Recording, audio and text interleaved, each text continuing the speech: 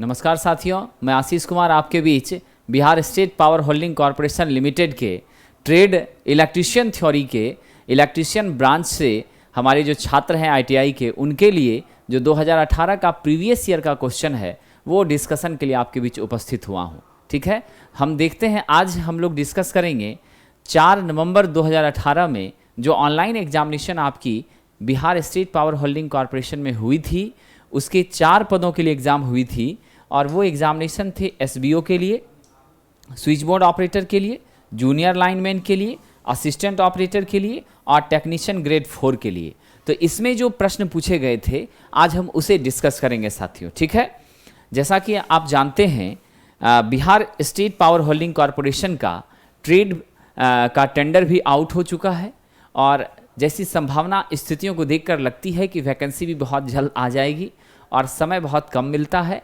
इसलिए मैं आपको Bihar state power holding corporation के जो प्रीवियस ईयर के प्रश्न हैं, ये श्रृंखला मैंने पहले भी शुरू की थी, लेकिन हम चाहते हैं कि सभी प्रश्नों को हम आपके बीच धीरे धीरे करके डिस्कस करते चलेंगे। तो आइए हमारा सबसे पहला प्रश्न देखते हैं, एक ऑटो ट्रांसफार्मर में क्या होता है।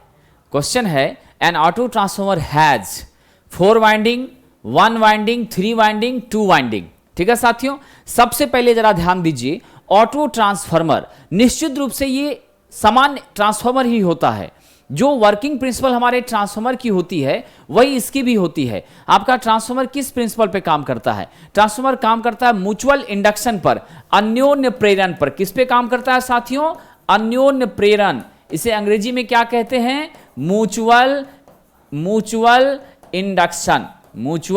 इंडक्शन कहते हैं, उस पर काम करता है। यानी आप सप्लाई प्राइमरी को देते हैं लेकिन वोल्टेज कहां से मिलता है? सेकेंडरी से मिलता है। जिस वाइंडिंग में हम सप्लाई देते हैं ना साहब, उसको क्या कहते हैं? प्राइमरी वाइंडिंग कहते हैं। जिस वाइंडिंग से हमारा लोड कनेक्टेड होता है, जहां से आउटपुट लेते हैं, उसे क्या कहते हैं? सेकेंडरी वाइंडिंग कहते हैं। ठीक है, जीवन भर याद रखना, जहां पे सप्लाई दिया वो प्राइमरी वाइंडिंग, जिधर से लोड को कनेक्ट किया वो सेकेंडरी वाइंडिंग। और सदैव याद रखिए कि हमारी जो ट्रांसफार्मर है साथियों, उसकी प्राइमरी और सेकेंडरी का तो कंसेप्ट क्लियर हो गया, लेकिन हाई वोल्टेज वाइंडिंग प्राइमरी भी हो सकती है और लो वोल्टेज वाइंडिंग सेकेंडरी भी हो सकती है। लो आपकी प्राइमरी भी हो सकती है और लो आपकी सेकेंडरी भी हो सकती है। यानी कोई भी वाइंडिंग लो और हाई हो सकती है। जो भी वाइंडिंग लो वाइंडिंग होगी, लो वोल्टेज वाइंडिंग होगी, स्पष्ट है उसमें टर्नों की संख्या कम होगी और टर्न की संख्या जब कम होती है तो वोल्टेज भी कम होता है और टर्न की संख्या अधिक होती है, वोल्टेज भी अधिक होता है। एग्जाम्पल के तौर पे देखिए, ये हमने किया, इसमें 1 2 3 4 5 टर्न है।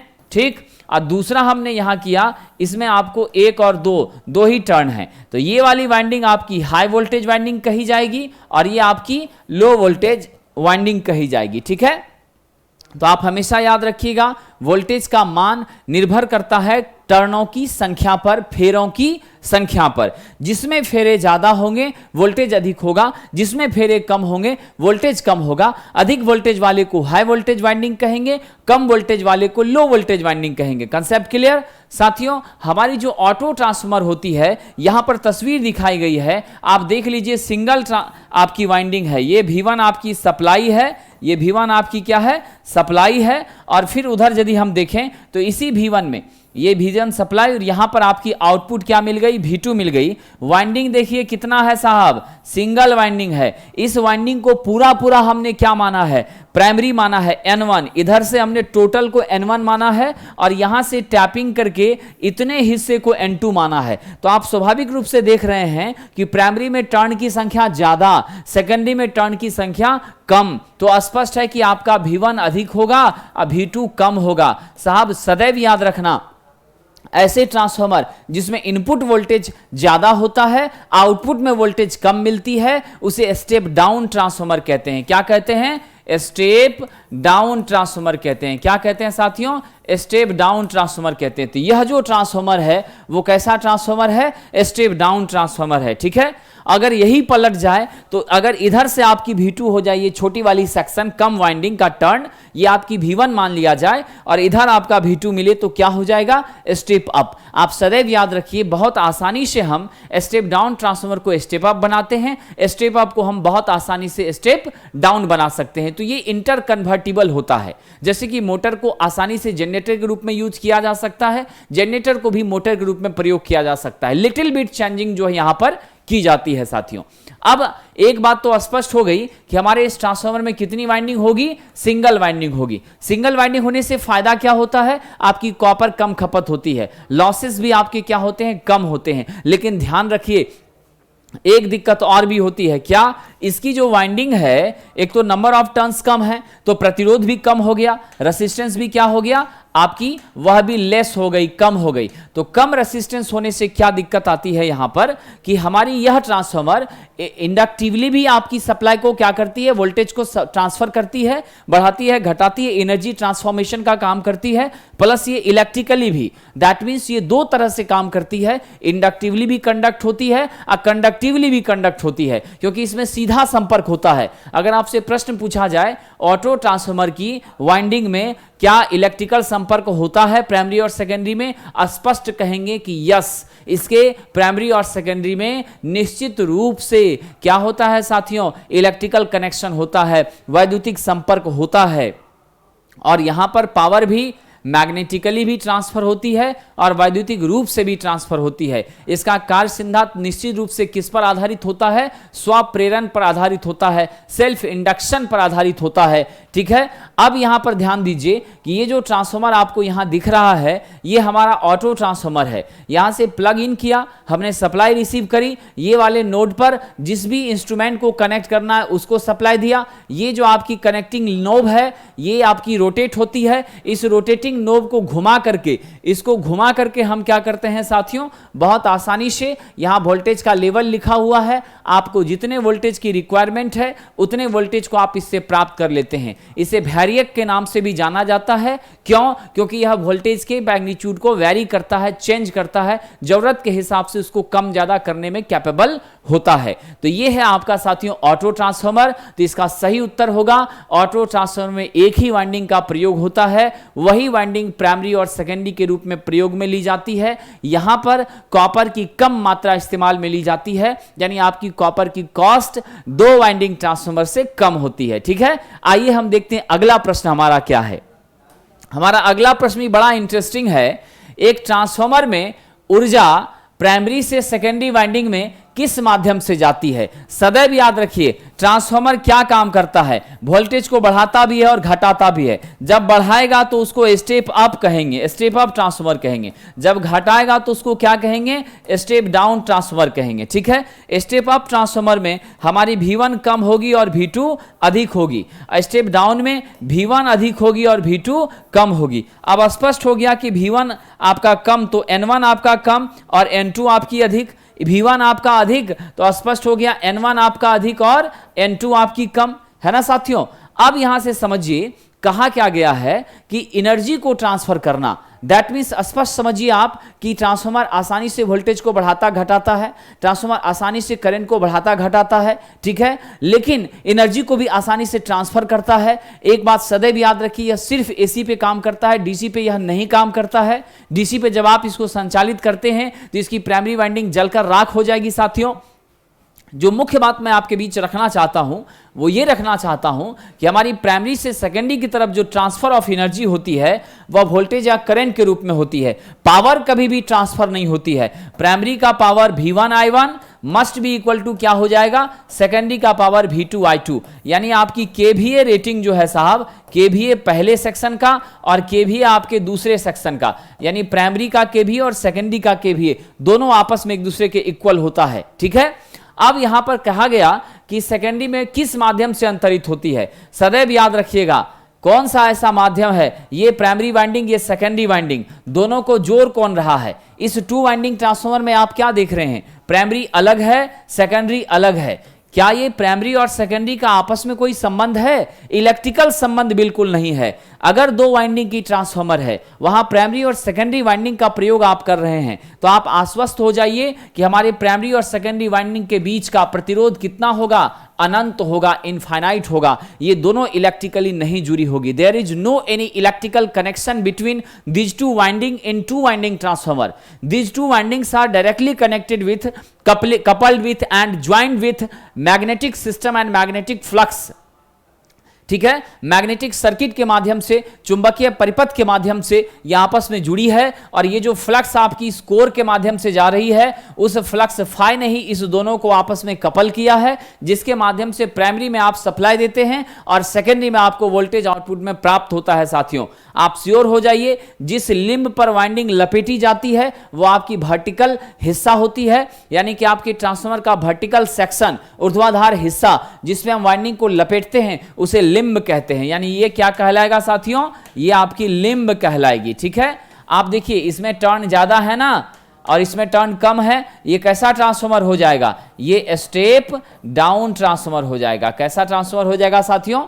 स्टेप डाउन ट्रांसफार्मर हो जाएगा। ठीक है, तो ये सारी बातों को समझने के बाद आप समझ लीजिए कि हमारी सही उत्तर क्या होगी? चुंबकीय फ्लक्स के माध्यम से। सदैव याद रखिएगा, ट्रांसफार्मर में फ्रीक्वेंसी क्या होती है? हमेशा कांस्टेंट रहती है, इसमें कोई परिवर्तन नहीं होता है। उसके बाद आप क्या जानते हैं? ट्रांसफार्मर में कोई भी रोटेटिंग पार्ट नहीं होता, कोई भी घूमने वाला हिस्सा नहीं होता, और यदि घूमने वाला हिस्सा नहीं होता तो फ्रिक्शन नहीं होती, घर्षण नहीं होती, और जब घर्षण नहीं होती तो क्या फायदा होता है? आपके घर्षण के कारण होने वाली लॉसेस नहीं होती, हीट लॉस कम हो जाती है, जिसका बेनिफिट क्या मिलता है? हमारी ट्रांसफार्मर की इफिशिएंसी बढ़ जाती है। तो ऑलमोस्ट जो हमारी इफिशिएंसी है ट्रांसफार्मर की, लगभग कहां से कहां होती है? 97 to 99% के बीच होती है। और जब ट्रांसफार्मर ने 99% अचीव कर लिया एफिशिएंसी को, तो आप समझ जाइए it becomes an ideal transformer, या एक आदर्श ट्रांसफार्मर बन जाता है। साथियों, तो सदैव याद रखना है, ट्रांसफार्मर की प्राइमरी और सेकेंडरी वाइंडिंग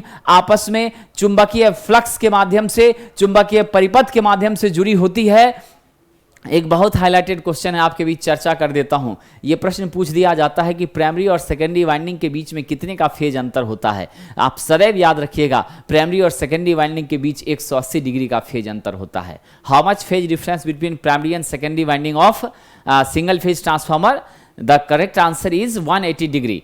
ठीक है, चलिए साथियों, हम अगला प्रश्न देखते हैं। अगले प्रश्न को देखने से पहले जरा हम ये बात आपसे चर्चा कर लें, हमारी नई बैच जो है साथियों, वो आपकी 26 जुलाई से आ रही है, जिसमें हम ट्रेड का टारगेट आपके बीच रखेंगे। साथ ही साथ आपको इलेक्ट्रीशियन, वायरमैन ट्रेड के साथियों के लिए फाउंडेशन बैचेस भी हमारी स्टार्ट हो गई हैं। ऑनलाइन और ऑफलाइन दोनों मोड में ये चलेंगी, और ये क्लासेस आपकी 26 जुलाई से आरंभ हो रही है। साथ ही साथ Bihar state power holding corporation को ध्यान में रखते हुए जो जूनियर इंजीनियर की वैकेंसी संभावित है, या फिर यूपी RVUNL में जो वैकेंसी आई है, उन सारे के लिए भी हमारी कोर्सेस आपकी जेई के लिए एंड आल्सो SSC जेई के लिए, बोथ के लिए हमारी कोर्सेस ऑनलाइन ऑफलाइन दोनों माध्यम में अवेलेबल हैं, और सारी बैचेज 26 जुलाई से आनी है। चलिए साथियों, अगला प्रश्न कह रहा है, यदि 230 वोल्ट DC सीरीज मोटर को, ठीक है, AC सप्लाई से जोड़ दिया जाए, किससे जोड़ दिया जाए?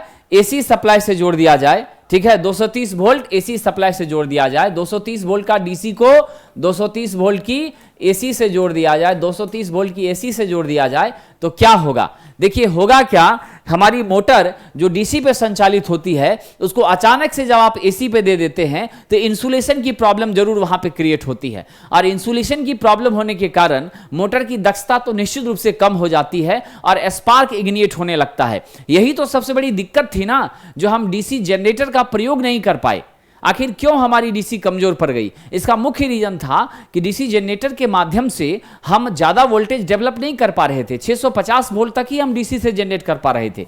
हमेशा याद रखिएगा, DC जनरेटर के माध्यम से अधिकतम हम 650 वोल्ट जनरेट करते हैं, लेकिन AC जनरेटर यानी आपका अल्टरनेटर है ना, अल्टरनेटर के माध्यम से साथियों हम क्या करते हैं, इस बात को यकीन मानिए, अल्टरनेटर के माध्यम से साहब हम 33 kV तक, 33,000 वोल्ट तक, 33,000 वोल्ट तक वोल्टेज को हम डेवलप करते हैं। उसके बाद स्टेप अप करके इसको मेगा वोल्ट में, MVA में हम डेवलप कर लेते हैं। तो ये तो आपकी है प्रक्रिया। तो आखिर हमने डीसी से कम क्यों वोल्टेज जनरेट किया? इसके पीछे कारण यही था कि हमारी कम्यूटेटर जो एक मैकेनिकल रेक्टिफायर के रूप में काम करती है, जिसका मुख्य काम है जनरेटेड एसी को डीसी में कन्वर्ट कर देना, तो वह कम्यूटेटर का हार्ड ड्रॉन कॉपर सेगमेंट किससे जुड़ा होता है? वो आपके वाइंडिंग से जुड़ा होता है, और वाइंडिंग के साथ वह डायरेक्टली टच में होने के कारण अगर आपने वोल्टेज ज्यादा डेवलप करने का प्रयास किया, हल्की सी स्क्रैच भी उस हार्ड ड्रॉन कॉपर के सेगमेंट में आती है, तो डेफिनेटली आपकी स्पार्किंग होने लग जाएगी और फिर आपकी शॉर्ट सर्किट बढ़ जाएगी। परिणाम यह होगा कि आपकी मोटर जलकर राख हो जाएगी। इट बिकम्स कंप्लीटली स्पॉइल, यानी पूरी तरह से यह जलकर बर्बाद हो जाएगा। तो साथियों, ये दिक्कतें थी हमारे साथ, जिसके वजह से हम बहुत ज्यादा जनरेशन डीसी में नहीं कर पाए। ये ड्रॉबैक था। और दूसरी बात थी कि ट्रांसफार्मर भी डीसी पे काम करता नहीं है, इस वजह से एसी टू मच पॉपुलर हो गया with respect to DC.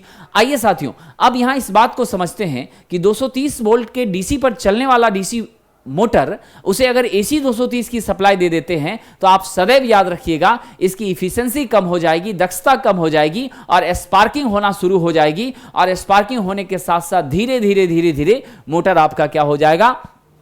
Function करना बंद कर देगा, धीरे धीरे बंद करेगा, एकाएक बंद नहीं करेगा। ठीक है, क्या होगा साथियों? एकाएक यह बंद नहीं करेगा। हमारा अगला प्रश्न देखिए क्या है। ये 4 नवंबर 2018 में सीबीटी जो हुआ था हमारे आईटीआई इलेक्ट्रीशियन के साथियों के लिए, बीएसपीएससीएल का एग्जाम, वहां का ये प्रश्न है। अगला प्रश्न है, विद्युत संयंत्र के अर्थशास्त्र में प्रयुक्त वार्षिक ब्याज चक्रवृद्धि विधि को किस और नाम से जानते हैं?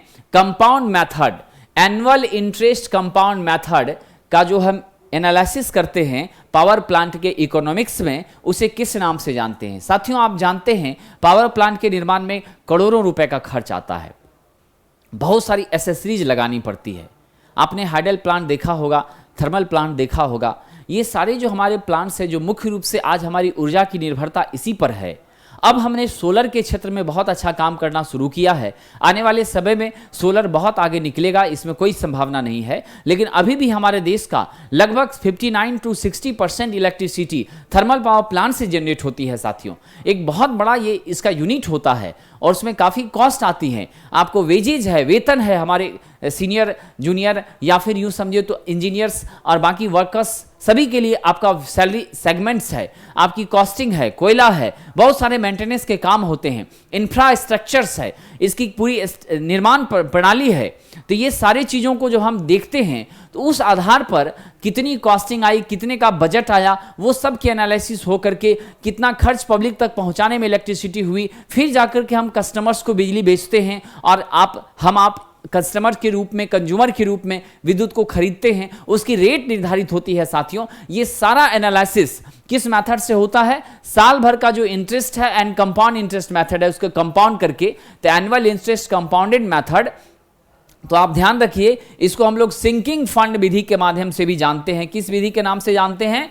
सिंकिंग फंड विधि के माध्यम नाम से जानते हैं। और ये सिंकिंग फंड विधि में क्या होता है साथियों? किसी भी सामग्री के डेप्रिसिएशन का कैलकुलेशन, यानी आज हमने बाइक अगर 1 लाख में खरीदा है तो 6 महीने बाद ये बाइक 1 लाख की नहीं होगी। आप अगर इसको रीसेल करते हैं, कोई भी व्यक्ति आपको 1 लाख नहीं देगा, वो 50,000 देगा, 60,000 देगा, 65,000 देगा। तो 1 लाख की अपेक्षा अगर 65,000 ही आपको मिल रहा है तो 35,000 आपका डेप्रिशिएट कर गया, वो बर्बाद हो गया, वो खपत में चला गया। दैट मीन्स जो हमारी डिटोरिएशन है, यानी वस्तु की मार्केट वैल्यू का कम होना, उस आधार पर हमको एनालिसिस करना है कि कितना इन्वेस्ट किया, कितनी मार्केट वैल्यू कम हो गई। ये सारी चीजों को देखते हुए हम ये कैलकुलेशन करते हैं। इसमें कुछ फंड को रिजर्व रखा जाता है। सिंकिंग फंड में क्या होता है? कुछ पैसे को हमने रिजर्व रख लिया कि इतना पैसा हमारा सेफ है, इतने में से हमको काम करवाना है, अगर फिर हमको दिक्कत हो गई, घट गया, तो हम यहां से उसमें लगाएंगे। ठीक, तो ये सिंकिंग फंड मेथड इसको नाम दिया गया है। और यह हमारे जीवन के लिए जो जरूरी एसेट होते हैं या फिर आपके प्लांट के लिए जो जरूरी एसेट होते हैं, उन एसेट को एग्जामिन करने के लिए, उस एसेट को ध्यान में रख करके तब यह निर्णय लिया जाता है। इसमें जमा की गई राशि को भविष्य में कर्ज चुकाने के लिए भी इस्तेमाल में लिया जाता है, इसलिए इसे ऋण शोधन विधि भी कहते हैं। याद रख लीजिएगा, सिंकिंग फंड विधि के नाम से जानते हैं। अगर ये नहीं दिया रहे तो आपको ऋण शोधन विधि ऋण शोधन विधि, यानी हम रिजर्व अमाउंट को रखा है, जब हमारा कर्ज मान लीजिए एक्सेस हो गया या बैलेंस में नहीं रहा, कर्ज को हम मिनिमाइज नहीं कर पाए, तो यहां से लेकर हम कर्ज को खत्म करते हैं, इसीलिए इसको ऋण शोधन विधि कहा जाता है। और इसका इंग्लिश है साथियों सिंकिंग फंड मेथड। ओके, चलिए आगे देखते हैं। अगला हमारा जो प्रश्न है वह है वेरिएबल फ्रीक्वेंसी ड्राइव का उपयोग करने से उपकरण को निम्नलिखित में से कौन सा लाभ होगा? Which among of the following will the advantage for equipment using variable frequency drive? ये आपकी जो तस्वीर है यहाँ F देख रहे हैं आप 60, ठीक है, मोड है, आपकी रन है, स्टॉप है, रीसेट है, अप एंड डाउन है, यहाँ पर नोब कनेक्टेड है, ये आपकी क्या है VFD है, वेरिएबल फ्रीक्वेंसी ड्राइव है। साथियों वेरिएबल फ्रीक्वेंसी ड्राइव के माध्यम से हम क्या करते हैं, उपकरण के रख रखाव के लागत में क्या आती है, कमी आ जाती है, ठीक है, इसका जो मेंटेनेंस कॉस्ट है वो आपकी कम हो जाती है। The right answer is option number D साथियों, ठीक है। उससे फायदा क्या होता है, इसके प्रयोग से ऊर्जा की भी क्या होती है, बचत होती है, ऊर्जा की बचत होती है, क्या होती है साथियों, ऊर्जा की बचत होती है, एनर्जी सेविंग होता है। और दूसरी महत्वपूर्ण बात यह है, इसके प्रयोग से लाइन डिस्टरबेंस, उसके बाद मेंटेनेंस, ये सब भी क्या होता है, मिनिमम हो जाता है, लाइन डिस्टरबेंस कम हो जाएगा, मेंटेनेंस कॉस्ट कम हो जाएगा, ये सारी चीजें आपको बेनिफिट के रूप में प्राप्त होती है, ये ध्यान रखिएगा। तो हम आपके बीच 5-5 क्वेश्चन का डिस्कशन लेकर बीच बीच में हम उपस्थित होते रहेंगे और ऐसे करके हम सारे बिहार के प्रश्न आपके कंप्लीटली डिस्कस कर देंगे साथियों, एकदम नहीं घबराना है। आप इन सारे प्रश्नों को जरूर अपनी कॉपी में भी नोट कर सकते हैं या इसके सॉल्यूशन को भी नोट कर सकते हैं, न्यूमेरिकल्स भी हैं, आपको एक आइडिया लगेगा, आपको जानकारी मिलेगी कि कहां कहां किस किस क्षेत्र से प्रश्न आते हैं। निश्चित रूप से आप देख रहे हैं ये हमारी ड्राइव से रिलेटेड प्रश्न है, स्पीड कंट्रोल, मेंटेनेंस, ये सारी चीजें इसके माध्यम से होती है। और तस्वीर देखने से तो हमें यह भी पक्का हो जाता है कि हां ऐसा ही ये ड्राइव रहता है। ये लेटेस्ट है साथियों, ये अभी के एकदम लेटेस्ट मॉडल है, हम इसी का प्रयोग करते हैं वेरिएबल फ्रीक्वेंसी ड्राइव के रूप में। और हमारे ऑनलाइन हमसे जुड़ने के लिए या ऑफलाइन हमारी इंक्वायरी जिससे संपर्क करके आपको जानकारी कोर्सेज की मिलेगी, ये आप जाएंगे अपने मोबाइल में प्ले स्टोर पर और प्ले स्टोर में जाके टाइप करेंगे द प्लेटफॉर्म, फिर आप यहां से पुट अप करके इंस्टॉल करेंगे, देन वहां अपनी चॉइस के कोर्सेज को आप चूज करेंगे। अदरवाइज हम स्कैनर यहाँ पे QR कोड भी मैंने दे दिया ऐप का, स्क्रीन के साइड में हो चुका हूं, आप आसानी से अभी भी QR कोड के माध्यम से ऐप को स्क्रॉल कर लेंगे और फिर आसानी से डाउनलोड करके हमारे कोर्सेज से हमसे जुड़ जाएंगे। साथियों आपके उज्जवल भविष्य की कामना के साथ आज की क्लासेस से आपसे विदा लेता हूं। दूसरे वीडियो में फिर Bihar state power holding corporation के प्रीवियस क्वेश्चंस को लेकर आऊंगा। धन्यवाद।